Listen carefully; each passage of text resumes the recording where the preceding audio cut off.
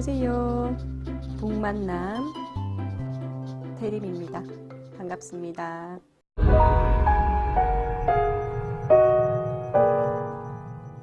반갑습니다. 북만남 태림입니다. 오늘은 정서적 흑수저, 정서적 금수저, 최성애 박사와 조벽 교수가 지은 정서적 흑수저, 정서적 금수저를 가지고 왔습니다. 최성애 조벽 교수가 전하는 애착심리학. 제가 요것을 읽자마자 SNS에 올렸을 때 제 SNS 팔로워분이 저 흑수저 금수저라는 단어가 너무 싫다. 그 제목에 대한 거부감에 댓글을 남기셨었거든요. 저도 한번 고민해 봤어요. 왜 조벽 고수와 최성애 박사가 이렇게 정서적 흑수저 금수저를 썼을까? 제가 생각하기에는 흑수저 금수저가 이미 우리 사회 안에 깊숙이 자리 잡혀 있기 때문에 이 단어를 사용함으로써 자신들이 말하고 싶은 이제 애착 심리학의 중요한 포인트를 전달하신 것 같아요. 여기서 말하는 것은 자본주의 사회에서 계급을 얘기하고 있는 그런 흑수저 금수저보다 더 중요한 것이 정서적인 금수저다라는 이야기를 말하고 싶었던 게 이 저자들의 포인트인 것 같아요. 그래서 여기 보면 대한민국을 위협하는 마음의 병, 그 근원을 밝히다. 우리 사회의 정서적 허기를 극복하고 연결을 회복하기 위해서 제시하는 책이다. 정서적 허기에 대해서 이야기를 하고 있어요. 정서에 대해서 이야기를 하고 있어요. 최성애 박사 같은 경우에는 가트먼 박사하고 감정 코칭으로 너무나 유명하신 분이죠. 그죠? 조벽 교수 역시 교육공학에서 되게 유명하신 교수님이세요.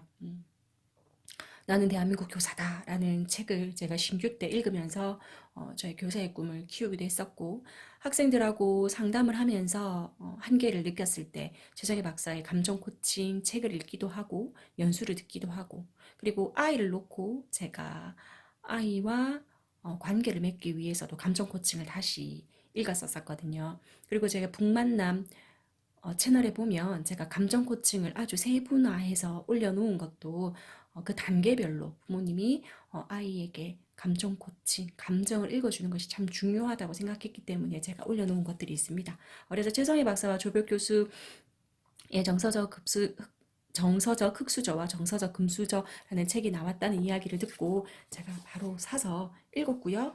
읽어낸 지 좀 됐는데 이제 리뷰를 이제서야 하게 됩니다.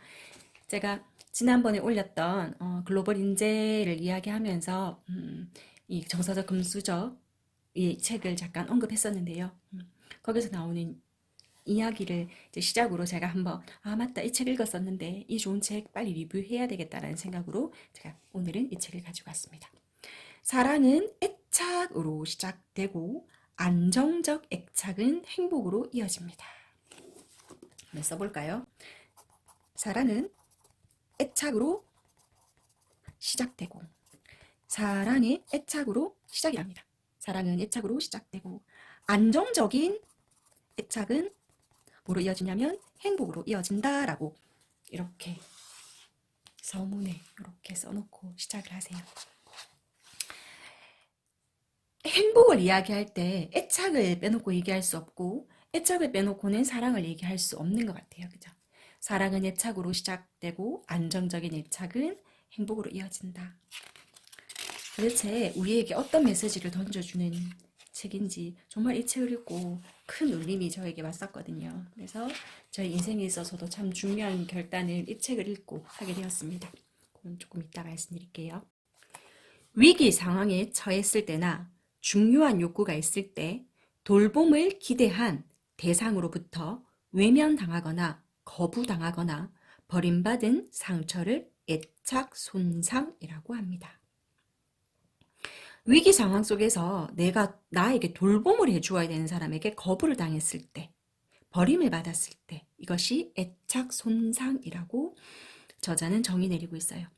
애착 손상을 입으면 사람에 대한 믿음이 낮아지고 결국 사람에게 버림받을 거라는 생각을 갖게 됩니다. 그리고 머릿속에 불신, 불안, 두려움으로 이루어진 내적 도식, 이 자리 잡게 됩니다. 그러면 이후에 부모, 친구, 연인, 배우자 등 친밀한 관계에서 일상적인 거절이나 거부, 그러니까 일상적인 거절이나 거부가 일어날 수도 있는 일이죠. 그죠? 근데 일어날 수도 있는 일상적인 거절을 확대 해석해서 자신의 존재 자체를 거부하는 것, 자신의 존재 자체를 무시하는 것으로 여겨지는 것은 잘못된 거죠. 그죠? 사람을 잠시 보지 못해도 영원히 버려질 것 같은 절망과 두려움을 느낀다면 그것은 애착 손상을 입은 사람입니다. 아무도 나에게 관심이 없어. 내가 할 수 있는 건 없어. 어차피 나는 안 돼. 해봤자 소용없어. 세상은 차갑고 무서워. 이러한 인생 대본을 갖고 있다면 해보지 않고도 포기하는 실패자가 된다는 거죠. 이것을 저자들은 정서적 흑수저라고 칭하고 있습니다. 애착 손상이 입은 아이들은 정서적 흑수저가 될 가능성이 높다라는 이야기로 시작하고 있습니다. 정서적 빈곤은 수많은 문제 행동을 낳는다. 그런데 우리 사회가 지금 어떤 사회냐면 애착 손상을 권장하는 사회다라고 저자는 이야기하고 있어요. 뭐 도대체 무슨 말이냐? 무상으로 아이를 돌봐줄 테니 나가서 일하세요.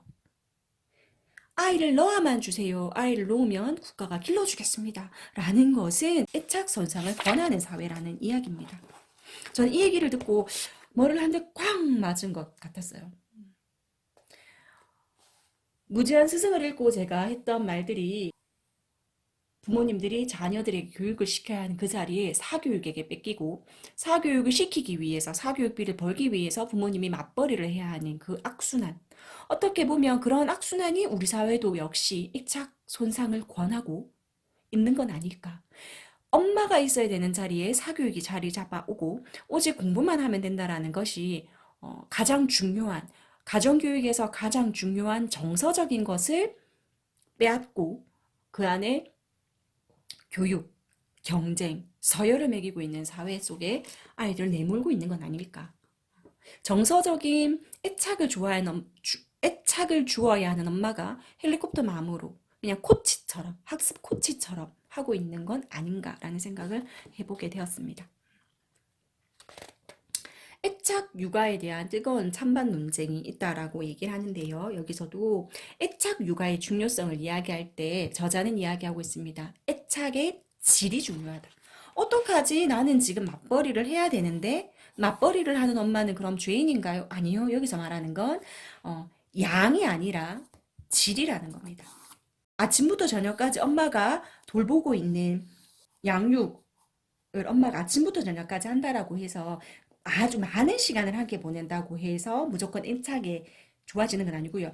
아주 짧은 시간을 있더라도 퇴근하고 아이가 잠자기 전까지 아주 짧은 시간을 함께 있더라도 아주 양적인 그러니까 아주 양질의 애착 육아를 해준다면 그건 괜찮다라는 말이거든요. 애착의 질이 중요하다라고 이야기를 합니다. 부모들의 로망에 따라 길러지는 아이들이라고 하면서 제가 지난 시간에 얘기했었던 것이 여기에 나와요. 잘 먹이고 그것이 이제 또 사회가 발전하면서 이제는 잘 입히고 지금 우리 사회는 좋은 교육을 시키는 것으로 넘어가고 있다라는 이야기가 여기서 조금 나오고요. 근데 저자들이 하고 싶은 말은 물질적인 풍요는 그렇게 중요하지 않다. 뭐가 더 중요하다? 정서적인 풍요가 더 중요하다라는 이야기를 하고 싶은 거예요. 그래서 어떻게 보면 흑수저 금수저라는 단어를 썼던 거 단순히 흑수저 금수저를 쓴 게 아니라 앞에 정서적 흑수저 금수저를 쓴 거죠. 그죠?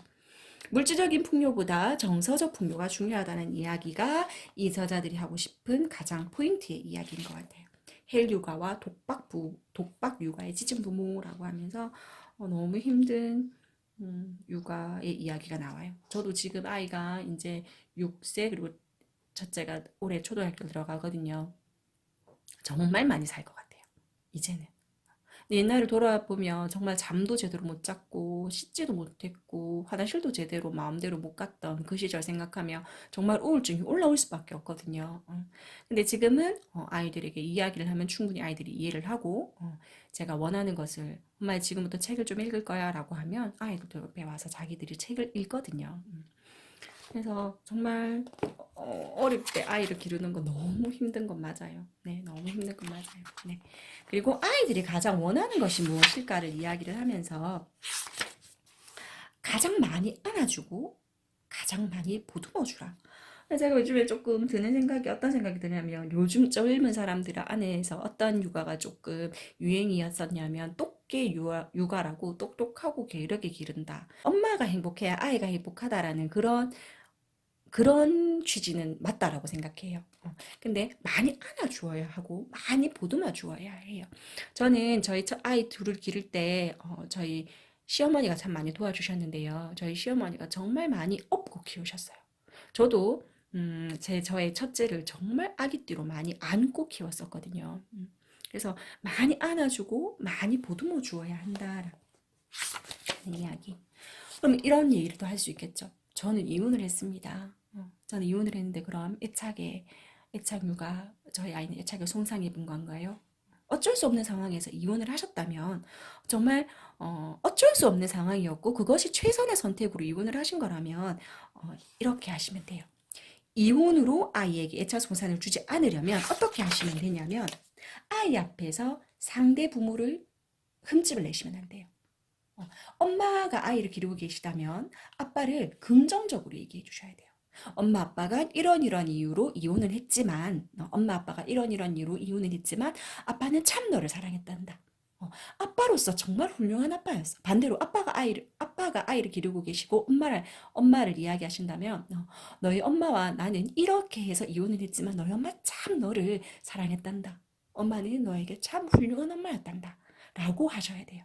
그럼 애착이 손상되지 않습니다. 그러니까 만약에 사별한 경우에 엄마가 존재하지 않는다. 아빠의 세상이 존재하지 않는다. 그러면 그 기억을 아이에게 너를 놓고 아빠가 이렇게 행복해했어. 엄마가 너를 낳고 이렇게 행복했다라는 이야기들을 기억을 하게 해주시면 돼요. 네. 또 뒷부분에 나옵니다. 낳기만 해라. 정부가 키워줄게. 이래서는 안 된다는 이야기가 조금 나오고요. 아이는 기다려주지 않는다. 아이는 기다려주지 않는다. 아이는 기다려주지 않아요. 네. 엄마가 설거지 좀 하고 엄마가 빨래 좀 개놓고 해줄게. 저도 사실은 좀 어려운데 아이가 무언가를 원했을 때 그 설거지 조금 나중에 해도 되고 빨래 조금 나중에 해도 돼요. 뛰어가서 아이가 원하는 것을 해주어야 하는 것 같아요. 네. 심리적 뿌리를 내리지 못하는 아이들. 단단한 애착은 신뢰감을 심어줍니다. 다시 사랑은 애착의 시작입니다. 단단한 애착은 신뢰감. 아주 기본적인 신뢰감과 근거가 되는 거예요. 애착은 신뢰감. 뭐냐면요. 내 편이 되어 줄 거란 믿음과 기대. 내 편이 되어 줄 거란 믿음과 기대를 가질 수 있도록 해주는 겁니다. 단단한 애착은 기본 신뢰감을 심어준다. 애착의 핵심은 내가 도움이 필요할 때 달려와주고 내 편이 되어 줄 거라는 믿음과 기대입니다. 내가 도움이 필요할 때 달려와주고 내 편이 되어 줄 거라고 믿는 믿음과 기대입니다. 애착이 형성되는 영유아들은요, 양육자의 분리가 불안하고요, 화가 나기도 하고요, 스스로 어떻게 해야 될지 모르기 때문에 슬픔과 무력감과 절망감에 빠지게 됩니다. 어릴 때니까요.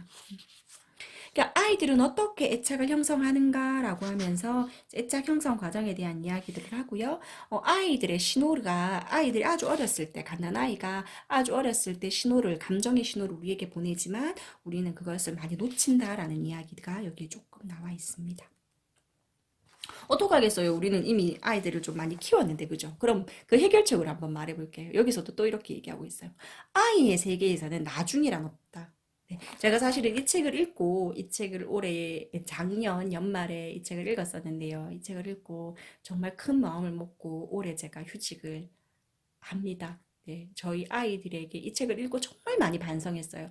아, 맞다. 내가 나의 뱃속에 있을 때 아이들에게 이런 태교를 했었는데, 아이들을 놓고 내가 이랬었는데, 지금 참, 중요한 것을 놓치고 있었구나라고 반성을 하면서, 아이들이 더 이상 기다려주지 않는다라고 생각하고, 더 이상 나중에는 없다라고 생각하고, 저희 6살, 8살 된 아이에게, 신뢰감, 신뢰감. 애착 의 형성이 되어야 행복한 삶을 살 거잖아요. 그죠? 제가 뭐 정말 억만장자가 되어서 아이들에게 억만금을 물려줄 순 없지만 정서적으로는 금수저가 될 수 있도록 노력은 할 수 있을 것 같아서 휴직하려고 합니다. 휴직합니다. 네.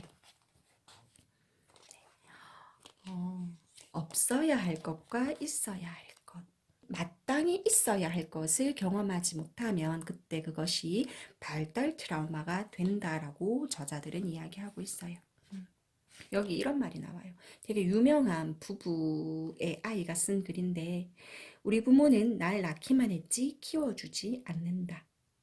자기네 일이 나보다 중요하니까 난 평범한 집 아이들이 부럽다.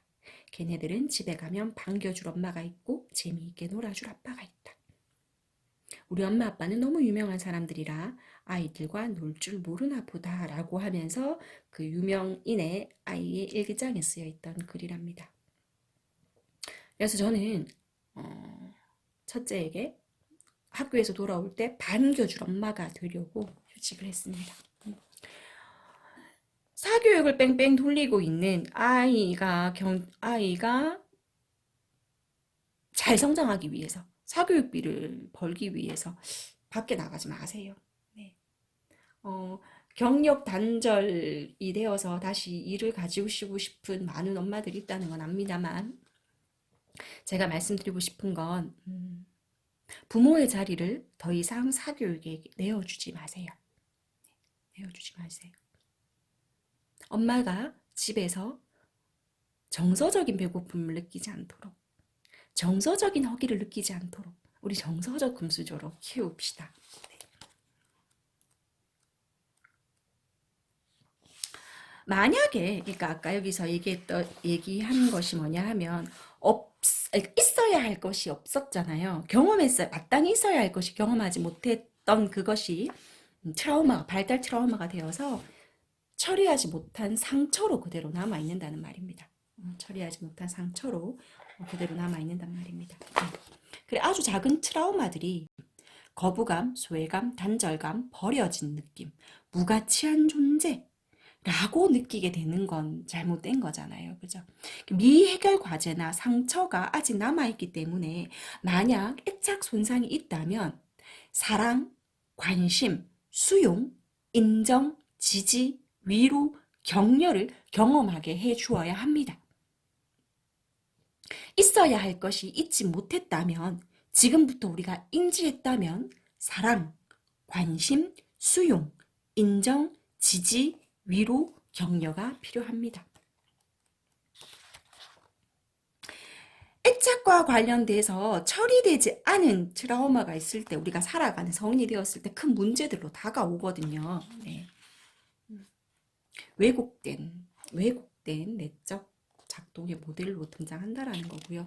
그런 발달 트라우마가 다양한 문제로 나타난다라는 이야기들이 나와 있습니다. 그래서 발달 트라우마를 입은 아동들은 보살핌, 양육, 보호를 받지 못한 것이 사실은 자신의 문제가 아니거든요. 근데 자신이 무가치했기 때문에, 자신이 못났기 때문에, 자신이 나쁜 짓을 해서 라고 생각하고 그것이 죄책감과 수치심으로 느껴지게 됩니다. 그것이 트라우마와 수치심으로 연계되는 거거든요. 그래서 우리는 안정적인 애착을 가지고 키우고 싶은데 참 세상에 부모가 어디 자기 자식을 그렇게 잘못 기르고 싶겠어요. 애착 손상을 입히고 싶겠어요. 그죠? 근데 우리가 뭐냐 하면 되물림 되었다는 거거든요. 제가 예전에 리뷰했었던 독이 되는 부모의 이야기가 여기 나오더라고요. 여긴 독친이라고 표현되어 있던데, 제가 올렸던, 여기, 과잉 애착은 독친으로 이어진다. 너무 지나친 애착 역시 독친이 된다는 건데요. 어, 수전 포워드에 독이 되는 부모, 수전 포워드에 독이 되는 부모, 이게 지금 절판되었다 하더라고요. 제가 링크를 다시 걸어 놓아 드릴게요. 제가 독이 되는 부모의 책을 리뷰했었습니다. 그죠? 그곳을 한번 보세요. 여기서 우리가 사랑이라고 주는 것들이 사랑이 아니라 독이 되어서 아이에게 전해져 내려오는 잘못된 사랑의 표현을 이야기하고 있고요. 그게 독친입니다. 그래서 사교육을 뺑뺑뺑 돌게 하는, 경쟁에서 이기게끔 밀어넣는 그것이 진짜 사랑인가? 부모님이 이루지 못한 것을 아이에게 대리적으로 대리만족을 느끼려고 하는 것 아닌가 한번 반성하게끔 되는 그런 내용의 책이었거든요. 한번 꼭 다시 보셨으면 좋겠어요. 그리고 독친으로 스스로가 길러졌다면 자기 역시 아이들에게 자신이 길러진 게 사랑이라고 착각하고 또 독친의 부모가 또 대문이 된다라는 거거든요. 네, 참 슬픈 이야기인데 문제는 자기 독친, 독이 되는 부모가 스스로가 독이 되는 부모인지를 모르는 것이 그게 가장 큰 문제인 것 같아요. 여기 이렇게 나와 있거든요. 자녀에게 독을 내뿜지 않으려면, 자녀에게 독을 내뿜지 않으려면, 자녀에게 주는 게 사랑인데 그 사랑이 독이란 걸 모르고 준다면 어떡할까요? 그죠? 성경 구절에 이렇게 나와 있거든요. 어떤 부모가 독사를 자식에게 주겠느냐, 뭐 이런 성경 구절이 있는데, 정말 자식을 사랑하기 때문에 주는 사랑인데, 그것이 독이 된다면 정말 잘못된 거잖아요. 독친. 중요한 건 부모님들이 독친인 부모님들은 자기가 독친이란 걸 모르는 게 더 문제인 것 같아요. 네. 인지하시면 됩니다. 네, 인지하시면 됩니다. 내가 진짜 주는 것이 진짜 사랑인 건가? 나의 욕심을 채우려고 하는 건 아닌가? 옆집의 아이보다 우리 아이가 우월했으면, 내가 가지지 못한 것을 우리 자식은 가졌으면 하는 그런 마음이 내가 사랑인 척 포장해서 주고 있진 않은가라는 생각을 좀 하게 됩니다. 네. 어떻게 하면 정서적 금수저로 키울 것인가? 어떻게 하면 정서적 금수저로 키울 수 있을까요? 부부 싸움 대신에 부부 화목. 정말 어렵지만요. 여기서 정말 많은 부분이 사실은 자본주의 사회에서 돈이라고 생각하거든요. 사교육 좀 줄이십시오. 네. 엄청나게 많은 사교육비 때문에 그 사교육비로 모아서 여행 가시고요. 그 사교육비로 모아서 책 사시고요. 그 사교육비를 모아서 노후 준비하시고요. 그 사교육비 모아서 재테크하시고요. 그 사교육비 모아서 아이게 진짜 원하는 것을 해주세요. 우리 더 이상 사교육에 휘둘리지 맙시다. 네. 부부 싸움 대신 부부 화목이다. 진짜 어려운 건데요. 진짜 중요한 것 같아요. 그리고 억압하지 말고 엄하게 키우자. 제가 저번에도 이렇게 이야기를 한 적이 있었는데, 지켜야 하는 틀을 주고 이 안에서 아이가 자유롭게 살아갈 수 있도록 해주자라는 거거든요. 근데 우리는 어떻게 하냐면 억압한다는 거예요. 근데 억압이 아니라 엄하게 키워야 해요. 엄하게.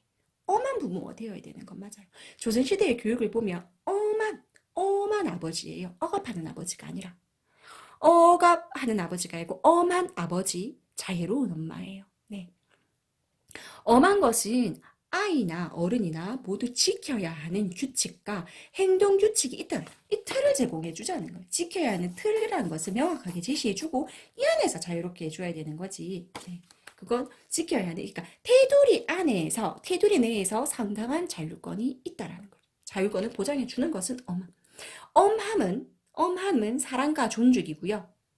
억압은 혐오와 멸시, 가리킴만 있다고 합니다. 우리 한번 적어볼까요? 우리 엄한 부부가 되죠. 엄함은 사랑과 존중이고요. 억압은 혐오와 멸시입니다. 가르킴. 저는 자꾸 우리 아이들에게 직업병이 나와서 가리키려고 하는 것 같아요. 근데 이게 억압이었던 거 있죠. 네. 우리는 엄한 부모가 됩시다. 사랑과 존중을 하는 엄한 부모. 억압하는 부모가 아니라요. 멸시하고 혐오하고 가리키려 들지 말고 존중하고 사랑하는 그런 엄한 부모가 됩시다. 그리고 여기서도 말하는 게, 아이를 부모의 따뜻한 시선 안에 두자라는 말은요. 저는 이렇게 표현하고 싶어요. 아이의 손을 놓지 마라. 아이의 손을 놓지 마라.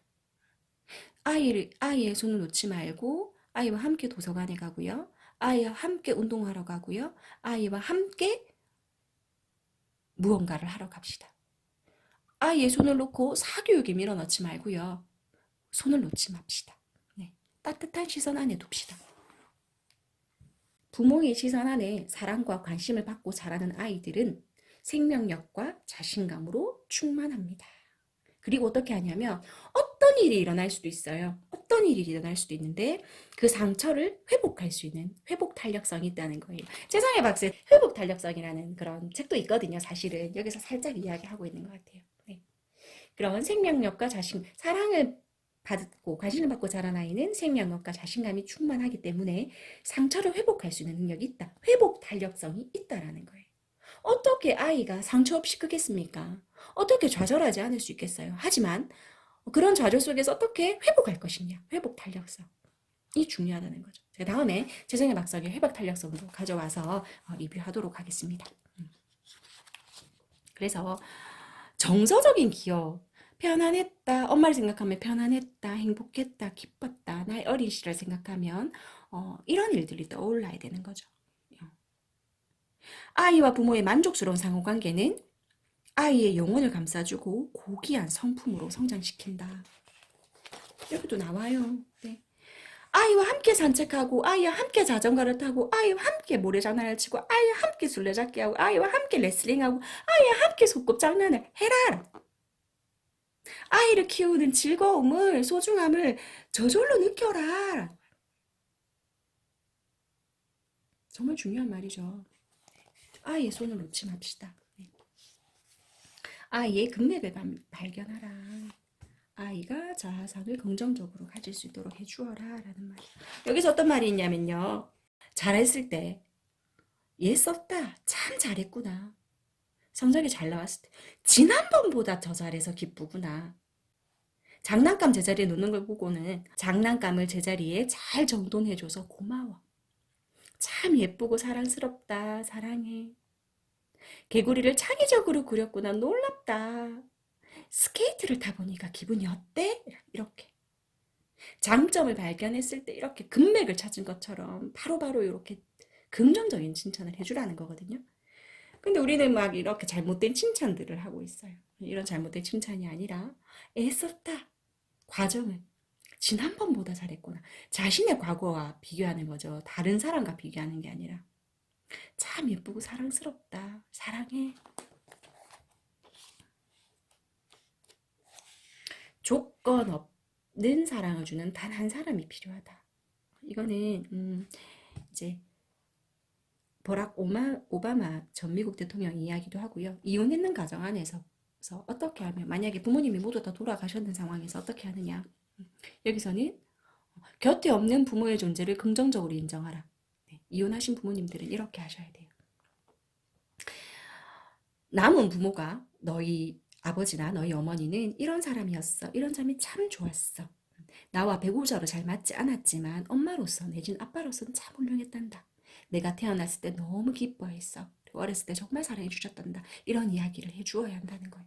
사별해도 똑같이 유품을 꺼내주면서 아이가 정신적으로 결핍을 느끼지 않도록 해준다면 잘 자랄 수 있습니다. 네. 여기서 또 행동 코칭이 아니라 감정 코칭에 대해서 이야기를 하고 있고요. 제가 예전에 찍어 올린 리뷰 감정 코칭을 한번 보셨으면 좋겠어요. 네. 그리고 건강하고 행복한 미래를 위해서 우리 사회가 나아가야 되는 방향에 대해서 애착의 중요성을 이야기하고 있습니다. 가족 시간을 확보하자. 저녁에 있는 애착의 질을 높이자. 애착의 질을 높이자. 정서적인 허기 때문에 술이나 담배나 음식이나 이렇게 성인이 되어서 정서적인 허기가 너무 허해서 음식으로 채우고 너무 허해서 술로 채우고 너무 허해서 다른 것들로 채우지는 않도록 애착의 질, 애착 육아를 할 수 있도록 국가가 도와주어야 한다. 이런 이야기가 나오고요. 너무 좋은 책을 써주셔서 너무 감사하고 제가 다시 한번 마무리 한번 해볼게요. 사랑은 애착의 시작입니다. 애착은 뭐냐? 신뢰감. 아이가 스스로를 믿을 수 있도록, 사회를 믿을 수 있도록, 타인을 믿을 수 있도록 해주는 신뢰감이에요. 이런 정서적 애착은 행복의 시작입니다. 애착의 질. 우리는 엄한 부모가 됩시다. 사랑과 존중으로 아이가 지켜야 하는 틀을 제공하고 이 틀 속에서 아이가 자율성을 가지고 살아갈 수 있도록 했으면 좋겠어요. 사교육에 아이를 뺏기지 마시고요. 아이의 손을 절대 놓지 않고 아기와 산책하고 아이와 함께 책을 읽고 아이와 함께 노래를 부르며 그렇게 행복한 양질의 애착 육아를 합시다 우리. 네. 오늘 문망남 구독해 주신 여러분들은 이미 충분한 거 아시죠? 네. 구독과 좋아요는 제가 이 채널을 유지하는 데 큰 힘이 됩니다. 고맙습니다.